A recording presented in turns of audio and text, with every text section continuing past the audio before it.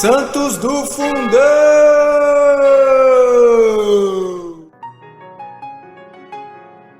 Sejam bem-vindos, senhoras e senhores, a mais um episódio do Santos do Fundão. Eu, Marques Júnior, estou aqui com...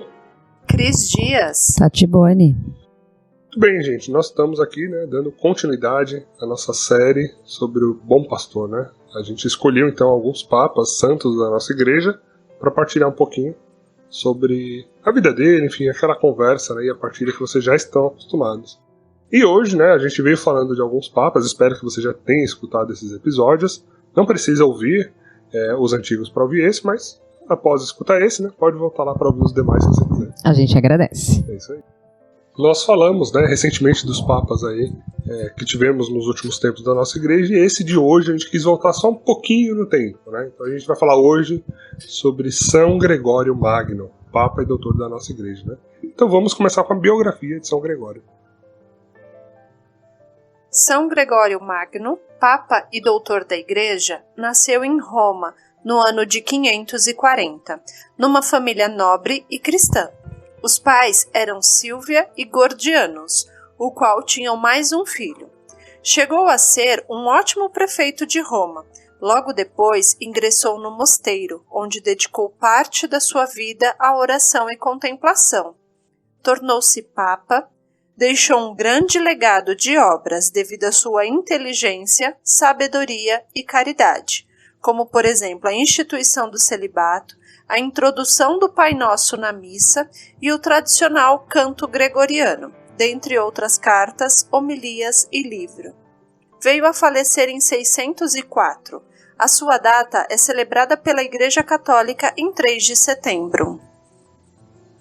Muito bom, gente. Então, como podemos começar um pouquinho a nossa partilha? Hoje a Cris vai começar falando da família, Cris? Vamos falar da família, vamos falar. E que família, Gente, é uma família de muitos santos, Exatamente. Então, assim, foi interessante porque a mãe dele também é uma santa, eu não tinha a menor ideia disso, então, para nós que gostamos de pesquisar aí sobre os santos casados, as mães santas, Silvia é uma santa, Santa Silvia, celebrada no dia 3 de novembro, e a história da família dele, eu já fico imaginando como era a convivência nesse castelo, porque eles eram tão ricos que ele morava num castelo. O pai dele tinha uma condição econômica melhor, pelo que eu entendi. O pai dele já tinha uma vida pública, era senador, Muito melhor, sabe? Põe melhor nisso. Bem melhor que a da mãe, Então o pai já tinha essa questão econômica melhor. Quando Silvia casou com o seu Gordianus, o pai de São Gregório, ela foi morar no castelo com ele e ele já morava lá com mais duas irmãs, que era a Tarsila e a Emiliana, se eu não me engano. E por um acaso, Tarsila e Emiliana são santas também. Então, São Gregório conviveu ali na família com 3 pessoas, gente, canonizados santos. Imagine como que era essa convivência ali familiar. As irmãs do pai eram mulheres, essas duas que são santas, eram mulheres extremamente devotas, piedosas. Uma delas já vivia, agora eu não vou lembrar o nome, se foi a Tarsila ou a Emiliana, mas vocês podem pesquisar aí. Uma delas vivia praticamente que enclausurada no castelo, já numa vida de oração, de jejuns, de muito joelho no chão e oração. E elas eram, quando Silvia passa a morar nesse castelo, ela também se torna uma mulher de mais oração ainda, Elas eram pessoas muito caridosas, faziam muitas obras de caridade, distribuíam muitos bens que possuíam.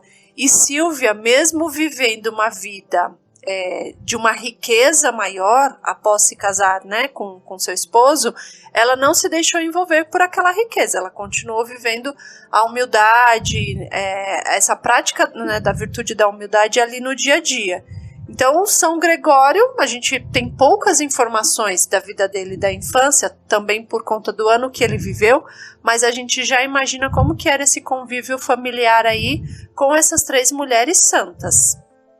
Especialmente a mãe, Ao meu ver, assim, eu lendo um pouco sobre a vida dele, então eu vi que a mãe realmente era extremamente piedosa também, muito fervorosa ali na fé e foi ensinando ele ali desde sempre, Então, Acho que ela, até pelo papel de mãe, né, de ser a formadora dele, digamos assim, responsável, acho que ela principalmente. Mas realmente, imagina você ter aí 3 santas, né, dentro de casa, tomando café da manhã. E só lembrando, gente, que às vezes a gente reforça esse ponto, né, porque, claro, o santo é aquele que tá o tempo todo na luta, virtudes, vamos lá, e a gente imagina que se elas foram canonizadas, as virtudes delas já eram muito bem estabelecidas e vividas ali no seu dia a dia, na rotina, mas não é que a pessoa, meu Deus, andava flutuando dentro de casa e que... Não fez nada de extraordinário, viveu a vida cotidiana de forma santa, né, com as virtudes, né, sendo humilde. Isso, que é isso que a gente convida você, tá? O tempo todo a gente tá tentando mostrar pra você aqui diversas vocações diferentes aqui, que alcançaram a santidade, então você no seu estado de vida, na sua vocação, do jeito que você tá aí, enfim, com as suas coisas, né, tirando o pecado, né, joga fora o pecado, o resto é você do jeitinho que você tá aí, tá? Então, só para também não parecer que é uma coisa meio extraordinária, assim, né? Deus piscou, a pessoa virou santa e nunca mais cometeu um pecado na vida, né? E eu fico pensando também, a gente estava numa conversa aqui nos bastidores sobre ser mãe, ser pai, né, tal. E eu acho que e aí é um pensamento meu mesmo, não li isso em nenhum livro, mas quando a gente se dedica também a cuidar e educar os nossos filhos da forma simples, mas de uma forma ordinária ali no dia a dia, exercitando as virtudes, não tem outro caminho que não seja ser esse bom homem que São Gregório foi, que a gente vai ver no decorrer da história dele. Independente de ser um santo de altar ou não, que é o que a gente fala bastante aqui, mas estar no céu já é ser um santo, né? É isso que a igreja prega, né? Porque esses santos todos, né, que ela propõe pra gente como um exemplo, é mais no formato assim catequético da coisa, né? Mostrando, ó, esse conseguiu, esse também e tal. Porque é só a ponta do iceberg, né? Porque assim, chegou no céu, é santo. Se vai ser canonizado ou não, aí é outra história, né? Então a igreja seleciona algumas pessoas para nos darem referência, modelos e exemplos, né? Mas, então assim, seja santo você aí, do jeito que você tá, na sua cidadezinha, assistindo seu desenho, seu filme, seu futebol, sei lá, tomando sua cervejinha com churrasco e beleza, mas deixa os pecados de lado e mira em Cristo, né? Foca nele lá que vai. Quero trazer uma curiosidade ainda sobre esse sentido de família, né? A importância da escolha do nome, quando a gente vai escolher um nome para um filho, né? Então, assim, trazendo aqui a escolha do nome dele, né? O nome dele deriva de um termo do Novo Testamento e significa aspecto presente e contínuo do ato de ser vigilante e não abandonar Cristo. Isso é o significado do Gregório, né? Isso. Muito bom. Não, vigilante e não abandonar a Cristo. Que foi o que ele fez, né?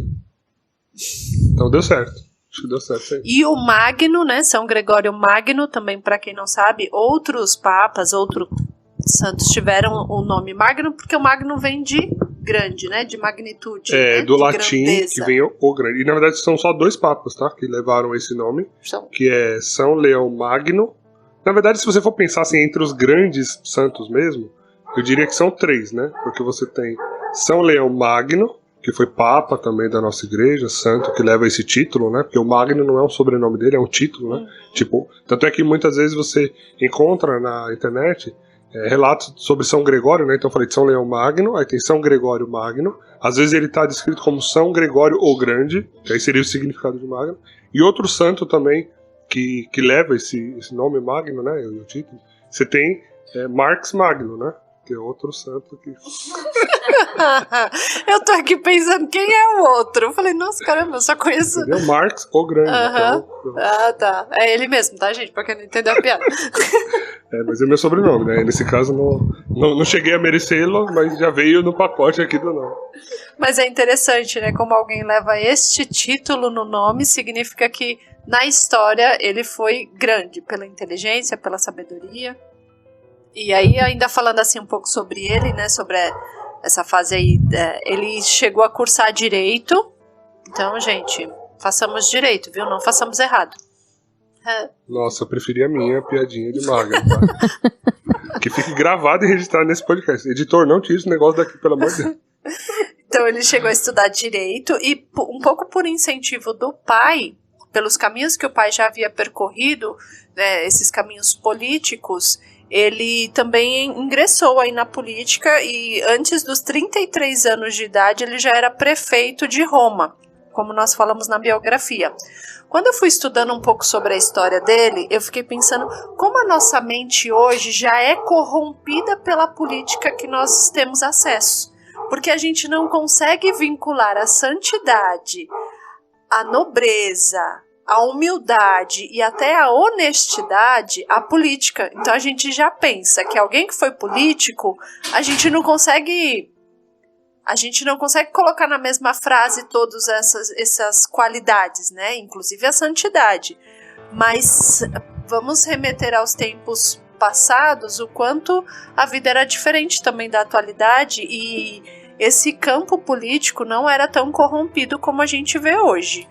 Então tentar entender esse papel dele como cristão, como um homem inteligente, sábio e de oração e de vida cristã, também nesse âmbito da política é exemplo do pai.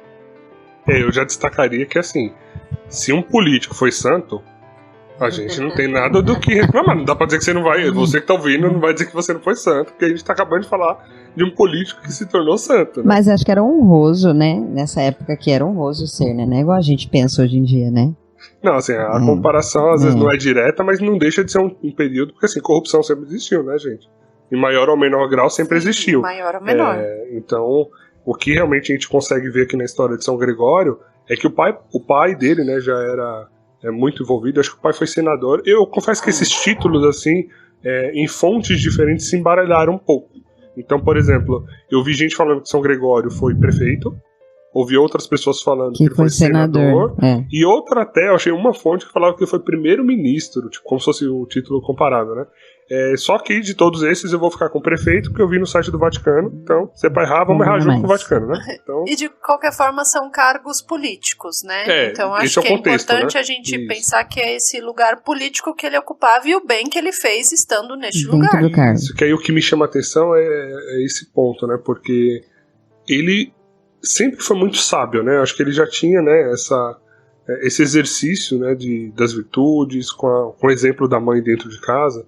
E ele tinha essa marca também da sabedoria dele, né? Uma pessoa muito sábia e que quando se tornou prefeito de Roma, soube colocar isso a serviço da cidade, né? De cuidar do povo, de dar um destino correto para as coisas que precisavam.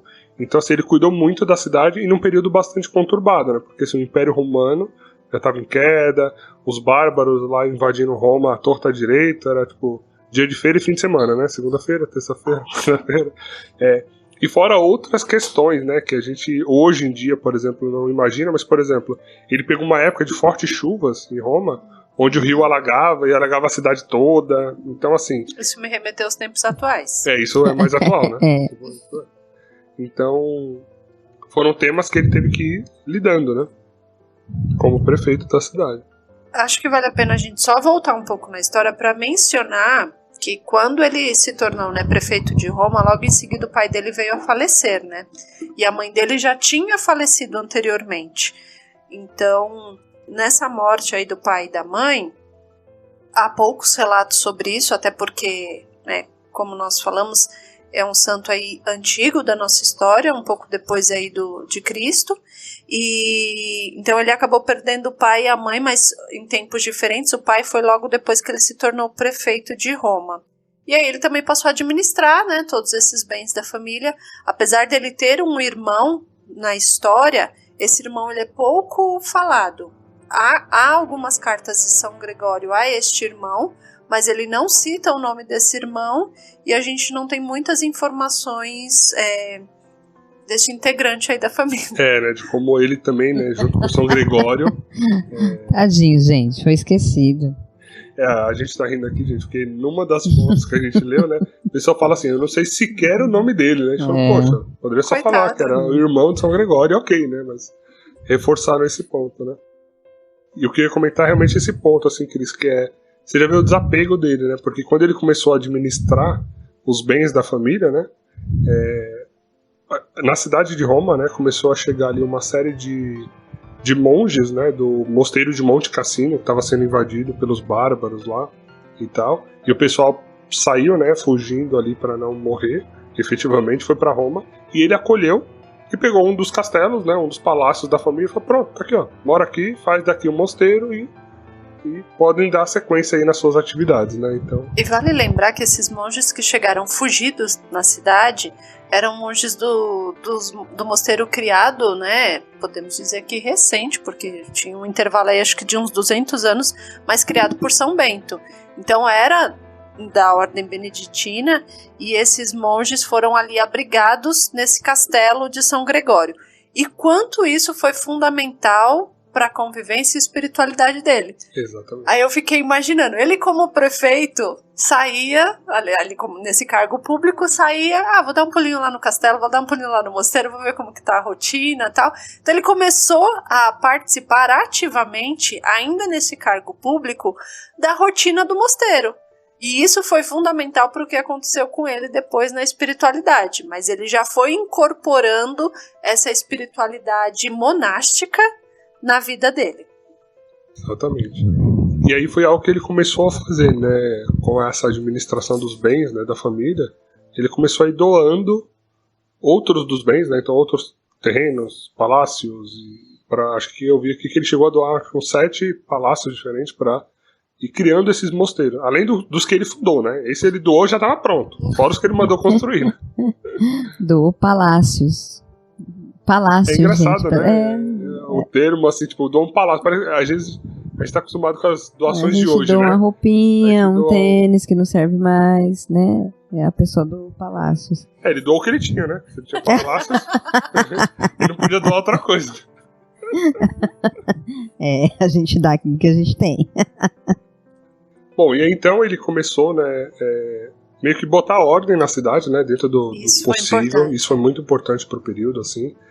A gente sabe, né, na história, assim, de como foi esse período ali, e ele já começou então a organizar a cidade, a tentar ir dando, né, destino para as coisas ali, para a cidade voltar a ter uma ordem, né. Tanto também que acho que as duas coisas que mais influenciaram ele nesse período foi, acho que, essa convivência com os monges e também quando ele via todas essas invasões bárbaras e como estava a cidade, e o povo invadindo, e guerra, e briga, aquela coisa toda, e eu acho que ele já tinha esse olhado, tipo, poxa, eu preciso trazer esse cara para Deus, né, sabe, acho que aquela coisa assim, porque muitas vezes você, né, quando eu falo você, é todo mundo, assim, né, às vezes a gente quer resolver um problema eliminando ele, né, então assim, os bárbaros estão causando na cidade de Roma, o que você faz? Manda um exército, mata todo mundo e vida que segue, né? E não necessariamente, assim, talvez esse fosse o olhar de outros administradores da cidade, de outros imperadores. Só humano, um olhar só humano, né? É muito assim, vamos resolver o problema? Uhum. Mata todo mundo e beleza, né? E ele não tinha esse olhar, né? O olhar dele era, poxa, vamos entender, tipo assim, por que eles estão assim, né? Por que eles estão fazendo isso? Era um olhar de piedade, um olhar de quem queria evangelizar, Acho que ainda, ó. Quem queria ir além. E a gente está falando aqui ainda dele como prefeito, né? Ele ainda não estava numa ordem religiosa, né? Como monge nem nada. Mas ele já tinha sido criado numa família piedosa. Depois já convivia com os monges. Gente, é automático. Quando você convive ali com... né? Se você convive com gente que fala muita gíria, quando você chega no final do dia, você vê que você está falando um monte de gíria, não é? Então, se você convive com gente só piedosa, misericordiosa, gente santa, é mais fácil. Exato. Por isso que é importante, né? Assim, a gente não tem como saber quem é santo e quem não é, olhando pra pessoa, obviamente, né? Só Deus aí lê os corações e sabe.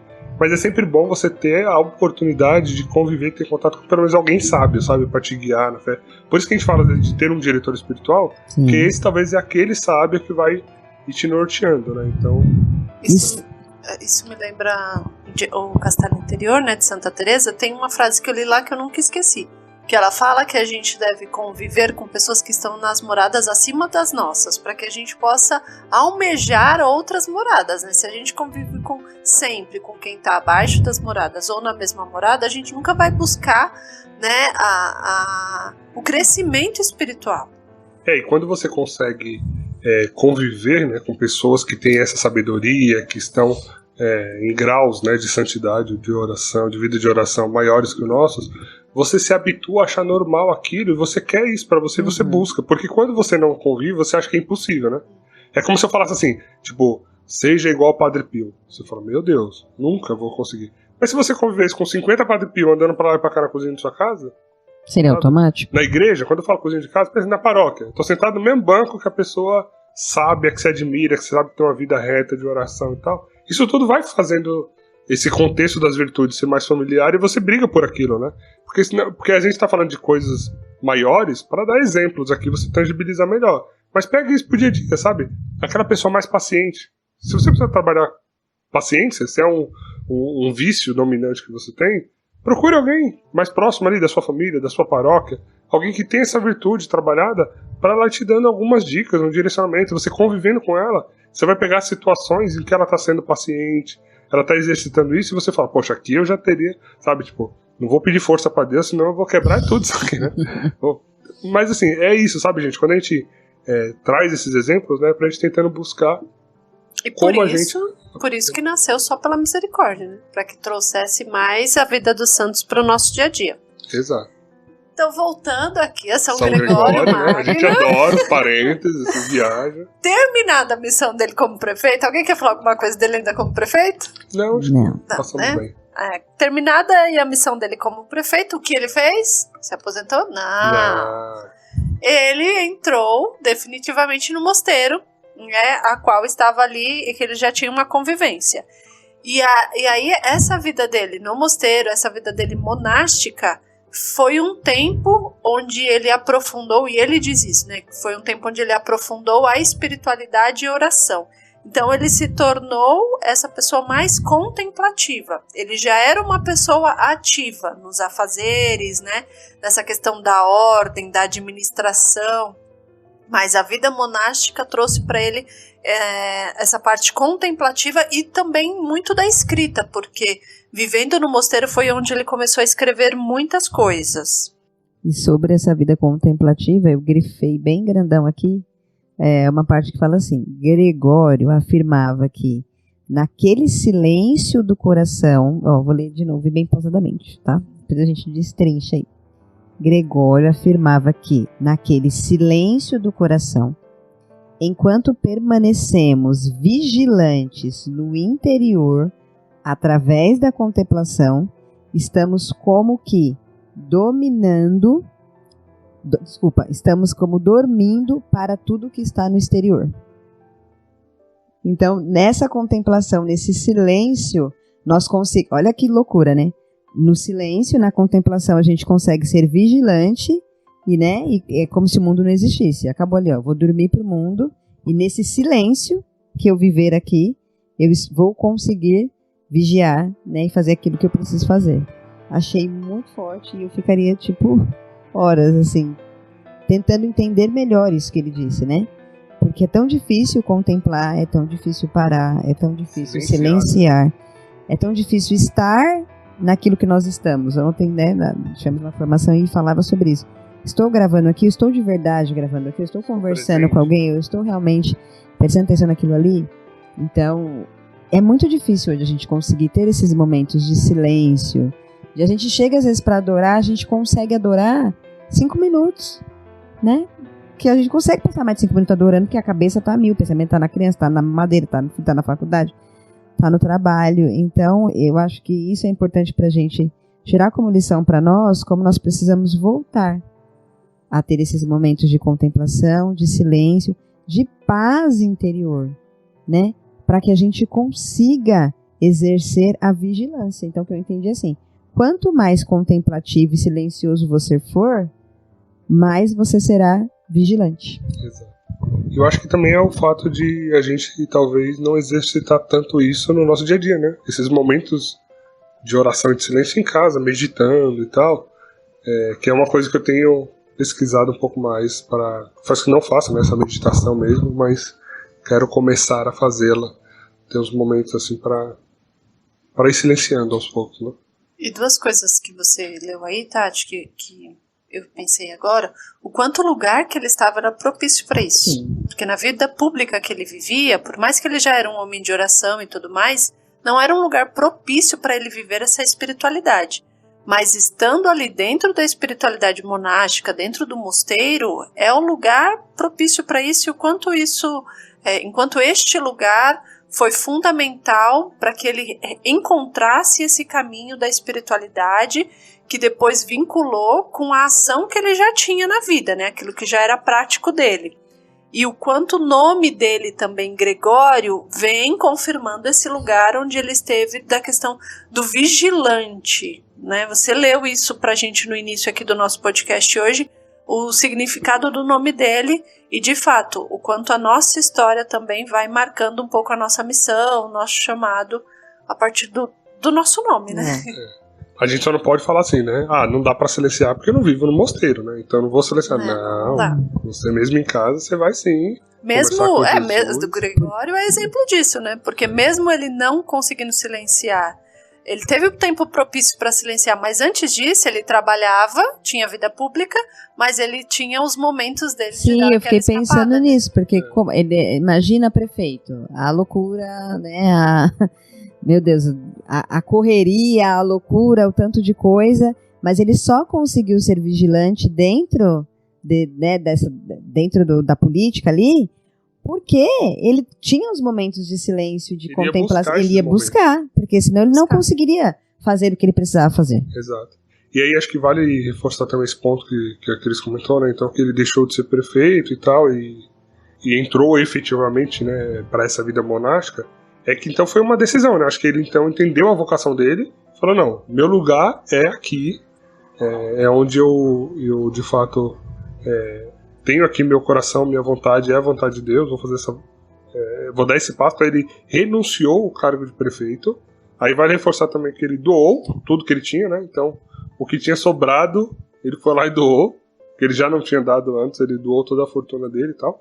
Ele deixou só a casa que ele morava, porque aí ele colocou ela, transformou a casa que ele morava no mosteiro também, né? Que virou o Mosteiro de Santo André.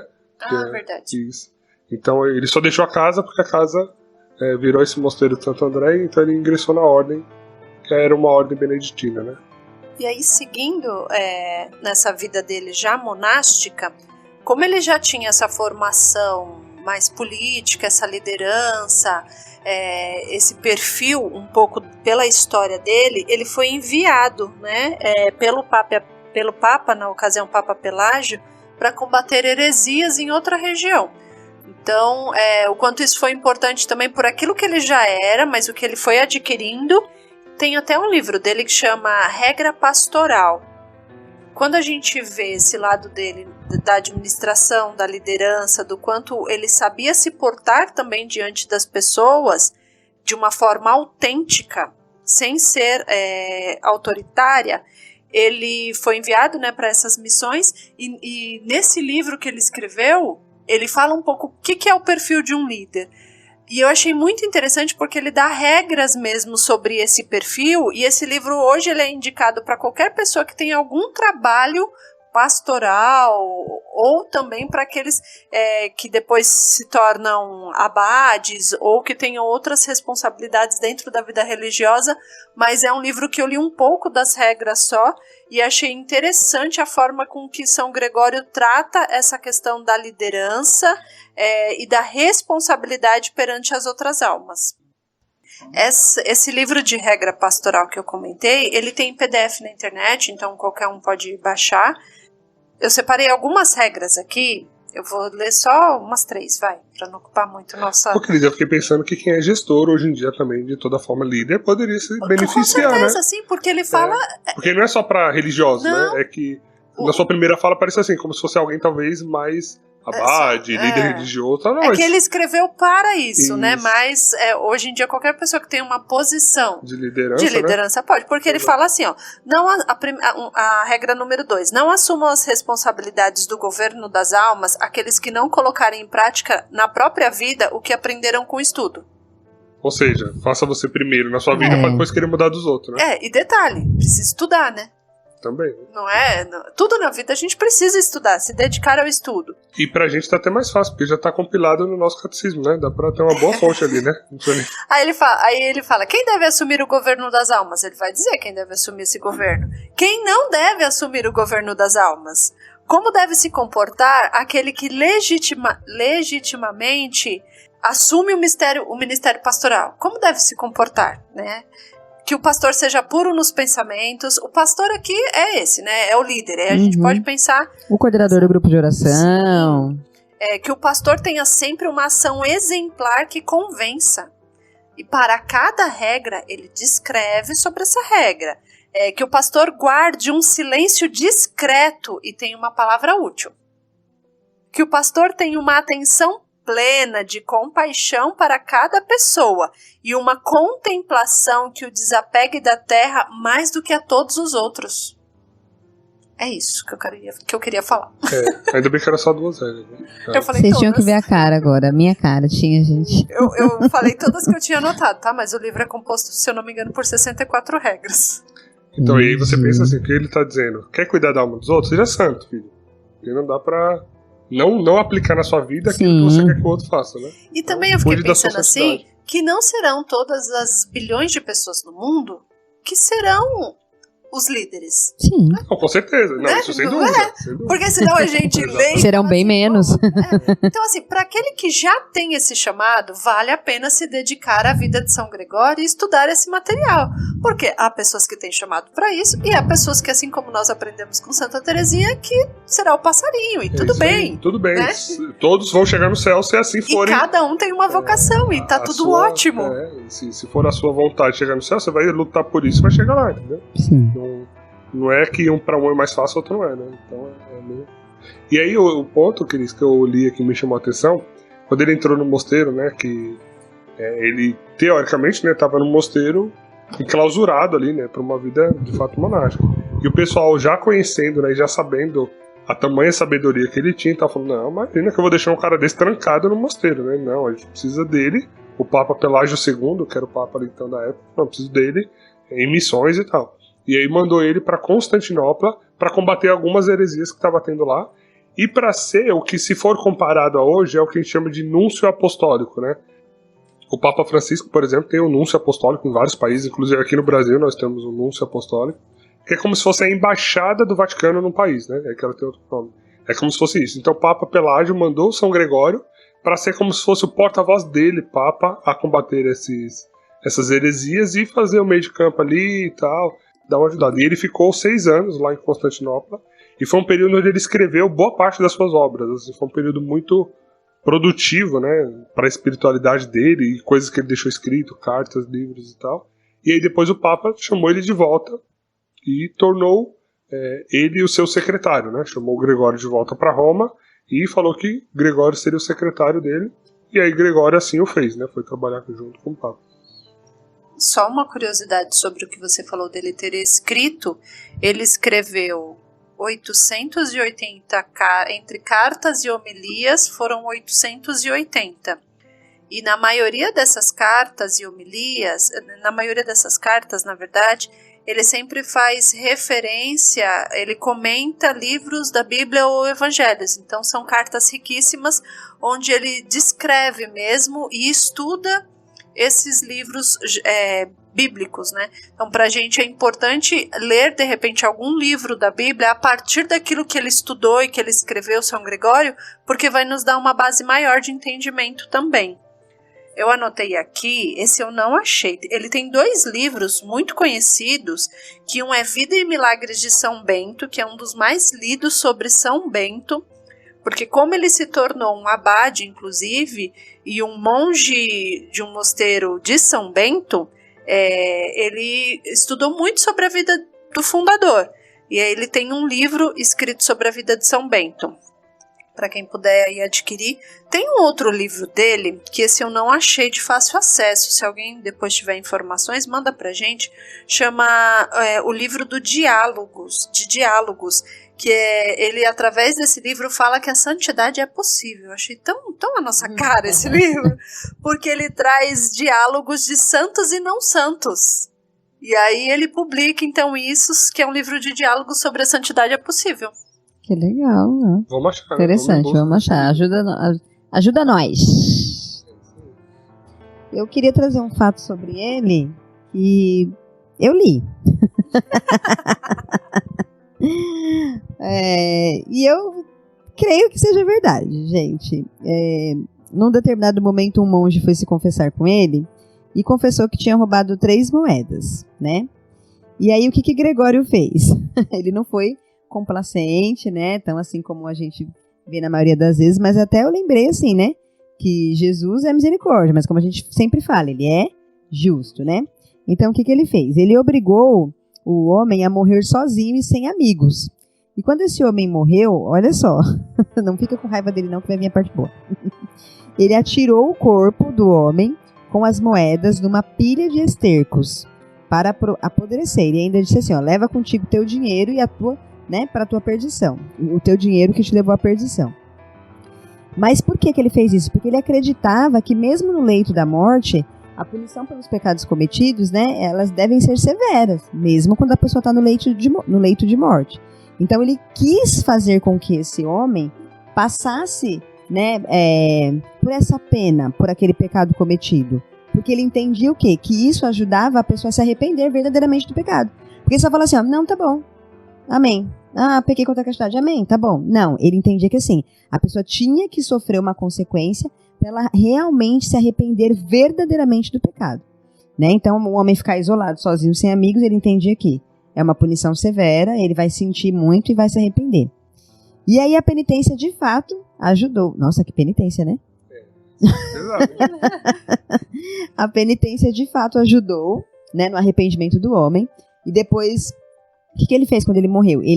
Gregório ofertou 30 missas, né? Então você vê, ele era piedoso, gente, mas quando precisava ser justo, né? Quando precisou ser justo, ele foi. Ele ofertou 30 missas à memória desse homem para ajudar a sua alma, né? Antes do juízo final. E aí, depois esse monge que tinha roubado as moedas, apareceu para o seu irmão e falou, né? Que realmente ele tinha sido libertado e que estava no céu. Então, eu fiquei bem impactada com essa história e faz a gente pensar várias coisas, né? No arrependimento dos nossos pecados, na penitência que a gente recebe dos nossos pecados, o quanto a gente leva a sério a penitência, o quanto a gente se arrepende de verdade e não quer mais pecar, o quanto é necessário a justiça de Deus, né? E uma penitência severa, muitas vezes, por aquele pecado, porque é o que vai nos libertar e vai nos levar para o céu, né? E a oração pelos mortos também, né? Sim, 30 missas. Importante. Exatamente. Eu até lembrei, né, um dia que a gente estava conversando, que você foi se confessar com um determinado padre, que o padre falou assim pra você, mas você está verdadeiramente arrependida? Você lembra? Você falou assim, ó, você está mesmo arrependida? E geralmente os padres não perguntam isso, né? Eu já tive confissão, gente, de não ser absolvida, tá? E que mudou completamente a minha vida. Então, assim, a importância de bons sacerdotes, que nos levem a uma verdadeira reflexão, né, sobre os nossos pecados e o arrependimento deles. Exatamente. Eu acho até que não é exagero a gente clamar aqui, né, fazer um apelo a todos vocês que nos ouvem, a rezar pelos nossos sacerdotes, né, pelo nosso clero, porque a gente sabe, não só aqui no Brasil, né, mas no mundo todo, nossos sacerdotes, né, não são necessariamente os mais piedosos e zelosos, né? Às vezes a gente vai numa confissão e escuta umas coisas que você fala assim, poxa, não esperava que um padre estivesse falando isso pra mim, né? Esperava qualquer outra pessoa, não um padre que deveria colocar. Então que a gente possa rezar pelos nossos sacerdotes, né? Eles não necessariamente serão iguais a São Gregório, mas que eles sejam, né, os mais santos possíveis, zelosos, piedosos, retos na doutrina da nossa Santa Igreja. E é contando, né, com seus estudos e com as suas orações que nós criamos a série O Bom Pastor. É isso aí. Exatamente por isso, para que você conheça não só esses que nós selecionamos, claro, mas há, graças ao bom Deus, inúmeros bons pastores ao longo de toda a história da igreja, mas nós selecionamos estes, era o que era possível gravar neste momento, mas o objetivo é para que você conheça, reze e aumente aí as orações pelo clero. Isso aí, vamos lá. E aí a gente, então, né, tem São Gregório, né, voltando ali de Constantinopla, aí em Roma, ele é eleito secretário do Papa Pelágio II, ele também se torna abade, né, quase que por aclamação ali do mosteiro, como a Cris falou, os monges o colocaram nessa posição, sabendo de sua sabedoria, e depois o Papa Pelágio II veio a falecer, e imediatamente todo mundo, assim, do imperador ao açougueiro, ao vendedor de pipoca na frente da igreja, achava o sapato do Papa, todo mundo clamou e falou assim, ó, próximo Papa, né, depois de São Pelágio II, tem que ser Gregório. Gregório é o cara, ele é o indicado. E aí, o que Gregório fez? Adivinha o que Gregório fez? Gregório fugia, não queria ser papa, gente. Ele não queria. Ele falou, não, eu tô fora. Ele tentou de todo jeito, falou, não, gente, isso não é pra mim, me deixa quietinho ali no meu mosteiro, rezando. A gente já viu essa história antes. E ele, não, isso não é pra mim. Ele tentou escrever cartas pro pessoal, mas o que o pessoal fazia, né? Olha só. Então o pessoal pegava a carta pra poder despachar a carta, né? Pra chegar no destino, só que não despachava, né? Deixava a carta na gaveta, não vamos lá. E aí não teve jeito, ele tentou falar com todo mundo, não com Deus e o mundo, né? Só com todo mundo. E chegou um ponto que ele viu que não tinha jeito, ele deveria sim assumir, então, a cátedra de Pedro, né? E aí ele se tornou o Papa. Papa Gregório I, né? Porque depois vieram outros, né? E o primeiro, e também ele usou seu próprio nome, né? Gregório I ali. E aí ele começou o seu período ali, né? Como Papa à frente da nossa igreja. E acho que tendo toda essa experiência já como prefeito, abade, essa missão que ele foi e tal, acho que tudo isso foi formando o Papa que ele viria a ser, né? Acho que foi muito importante. Redireciona os recursos, né? Da igreja para os mais necessitados.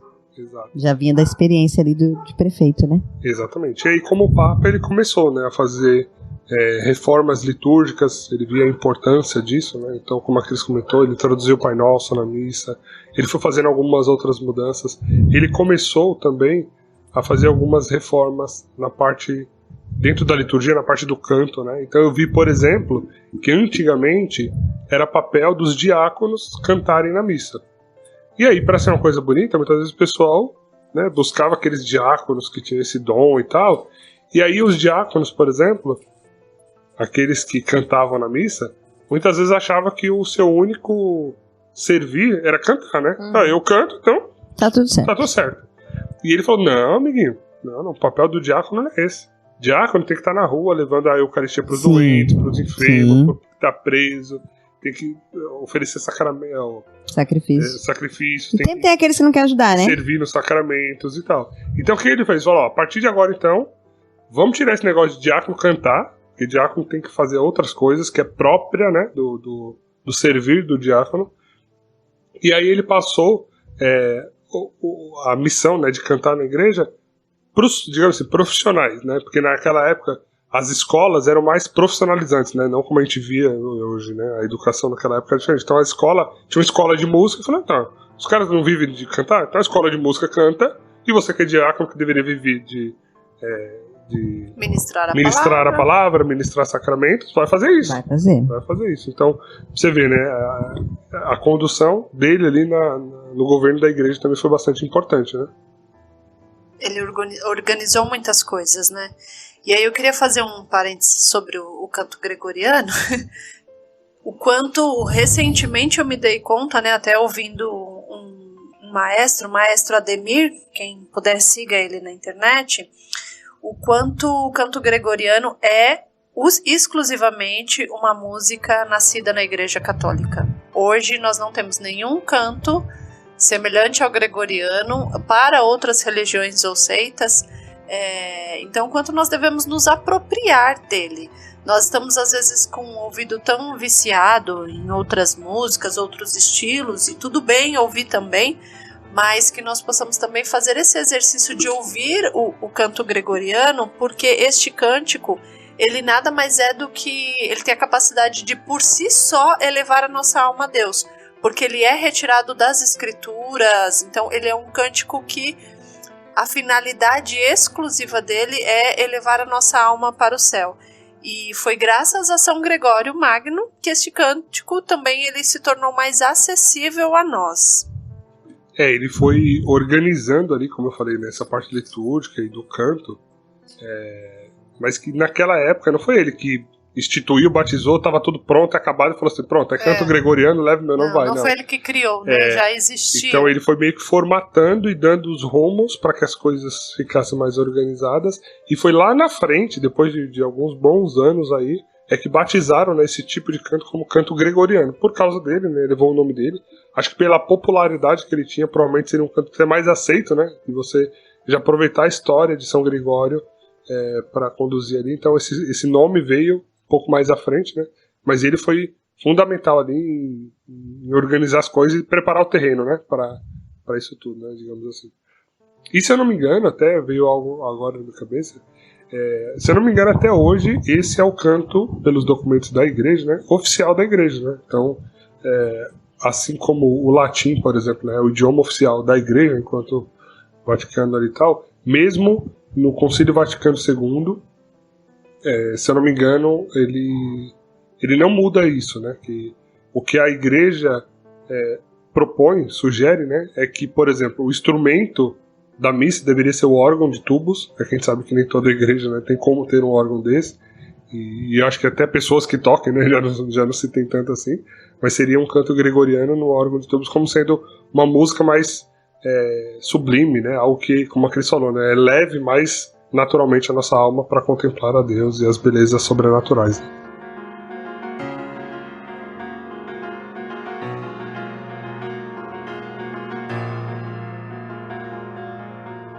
Gente, eu preciso fazer uma nota de uma correção aqui. Quando no início desse podcast eu falei sobre a mãe de São Gregório, eu mencionei que ela morreu antes do pai de Gregório. Não, tá? Confundi as histórias aqui. Quando Silvia ficou viúva, né, o marido dela veio a falecer quando Gregório tinha 33 anos, Silvia ficou viúva, e aí, entendendo que ela já tinha cumprido o papel dela como mãe, ela dedicou a vida dela também à vida religiosa. Então ela foi para um mosteiro e lá ela ficou até a morte. Ela veio a falecer em 594.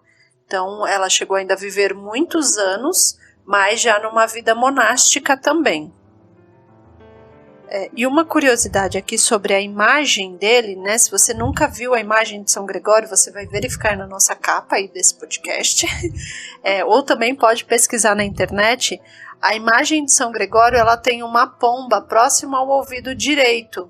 E essa imagem, né, da pomba, ela sugere que é o Espírito Santo ali próximo ao ouvido dele e que suscita as melodias. Por isso que ele tem também, nessa imagem dele representada, as melodias que ele chegou inclusive a compor algumas, tem a ver com tudo isso que a gente está falando aí do canto gregoriano. Então achei uma imagem muito bonita, e o quanto o Espírito Santo falou muito por esse homem, fez com que ele tivesse muita sabedoria e bastante escritos.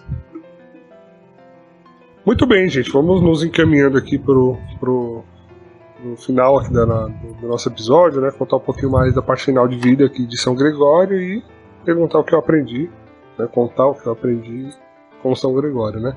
Eu vi aqui que, assim, São Gregório ele sempre teve uma saúde um pouco debilitada, né? Ele sempre teve uma saúde mais frágil, e eu imagino que com tanto jejum na vida monástica também se intensificou, né?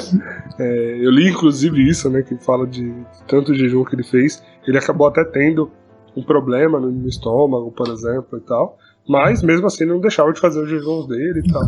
E que essa saúde frágil às vezes roubava até a voz dele, assim, ele não tinha forças para falar, então ele preparava as homilias e tinha que delegar a pregação a outras pessoas, né, um secretário, então alguém que estava ali próximo e ele confiava para que ele fazia.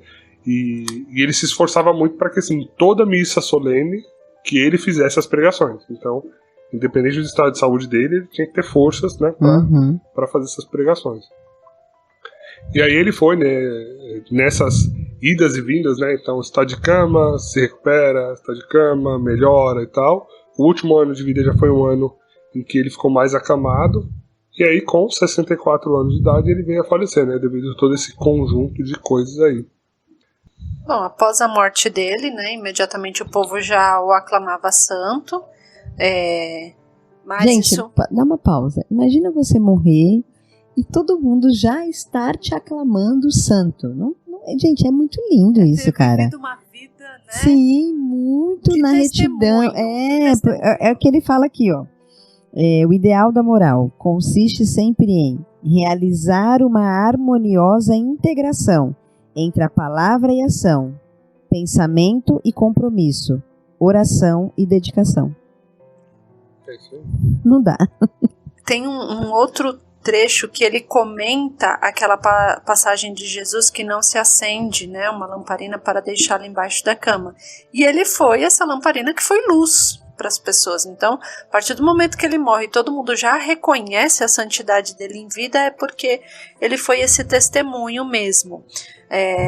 Ele foi chamado pelos sucessores, né, por aqueles papas que vieram pós ele, como o príncipe dos teólogos, a luz dos filósofos, o esplendor dos oradores e o espelho de santidade. A luz de quem?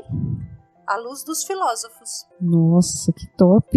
O príncipe dos teólogos, o esplendor dos oradores e o espelho tirar da santidade. eles das trevas, tirá-los da escuridão, né? Pois é. A luz justamente de quem? Gente. E aí ele foi declarado doutor da igreja pelo Papa Bonifácio VIII em 20 de setembro de 1295. É isso.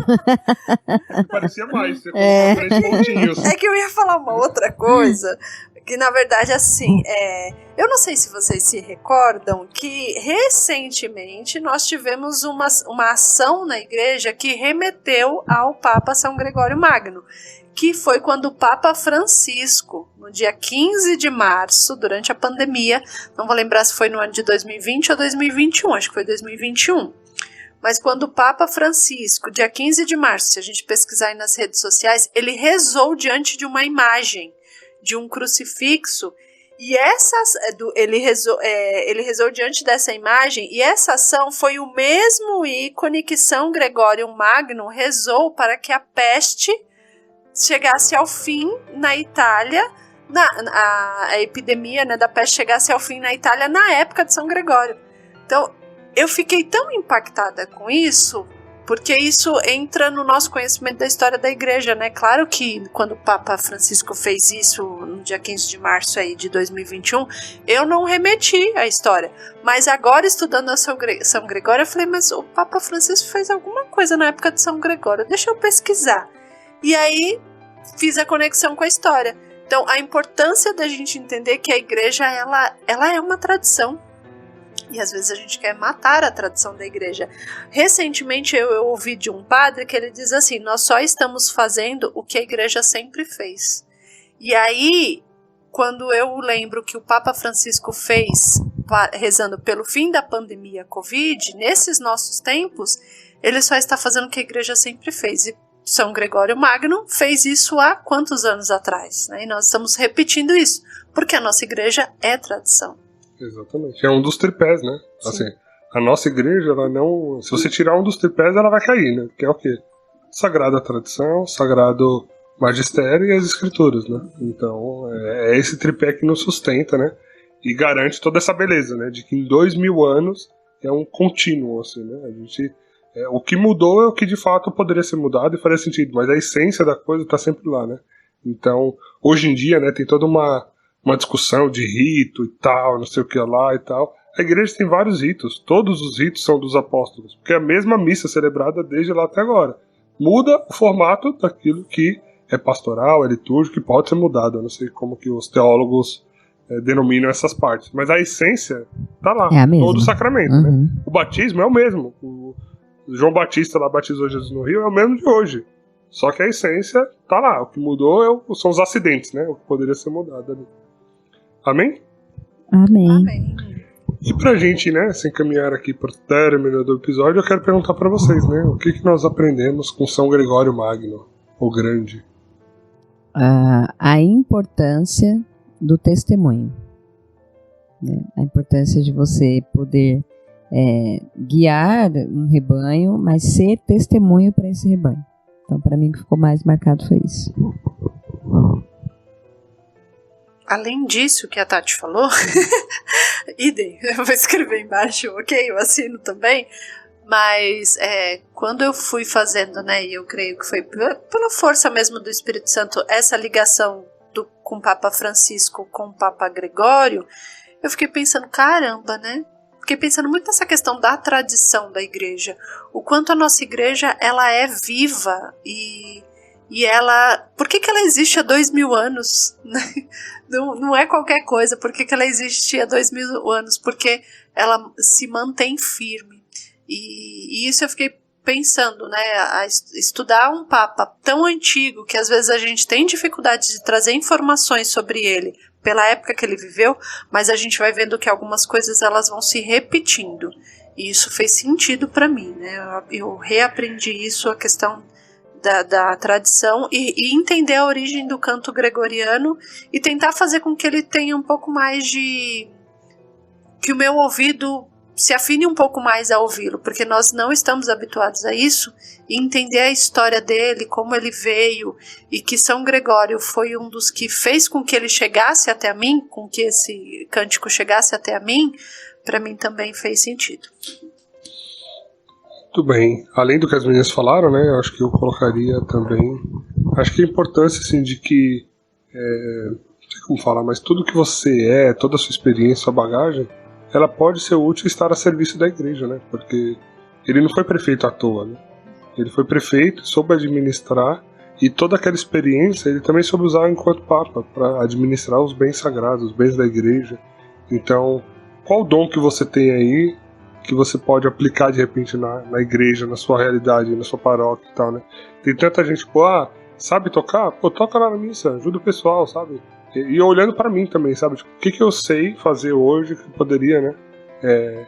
Usar essa qualidade pra igreja, assim. Me veio muito isso enquanto eu conheci a história também, né, pro Marcos? mundo, né? Porque ele foi pra além, assim, da igreja, né? Não sei se vocês conseguem entender, mas todo mundo que se aproximava dele de alguma forma, ele estava ali sendo essa luz pro mundo, né? Mas é o que você entendeu e eu tô me intrometendo no que você entendeu. Porque eu aprendi, mas vamos lá, é uma colaboração. Não, mas tá acho que você falou junto. tem sentido. E acredito assim que ele herdou essa competência, vamos colocar essa palavra assim, de gerenciar do pai, né? E rapidinho me veio uma parada assim. Hoje, o pai é médico, o filho é médico, né? Todo mundo é médico na família. Mas só para cumprir uma tabela, né? Porque todo mundo da família é médico, mas e a vocação?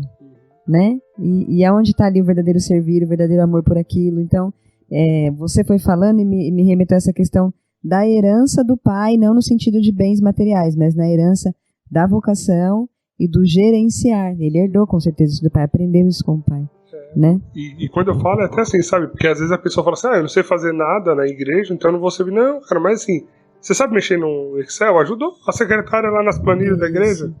Eu sou um marceneiro, não sei fazer nada, mas você pode montar uma barraca na festa junina. Pode estar perto, assim, o seu dom ele é sempre útil, entendeu? Sim. Então, pra gente encerrar, a gente espera que você esteja sempre próximo, né, de pessoas com sabedoria, pessoas de virtude, dentro da realidade delas, né? Então, assim, a gente não tá falando que você tem que sair caçando santos de sétima morada, não. Você tem que olhar para quem tá em volta e buscar aprender com as pessoas mais sábias, né? É a partir daí que você vai também se formando, né, como um católico melhor, estudando a nossa doutrina, com os santos da nossa igreja, né? Então, estudar a vida dos santos é algo também que transforma vidas, assim como transformou a nossa, e a gente está partilhando para transformar a de vocês também. Amém? Amém. Amém. Pra gente encerrar, a vida de santidade é só Pela misericórdia.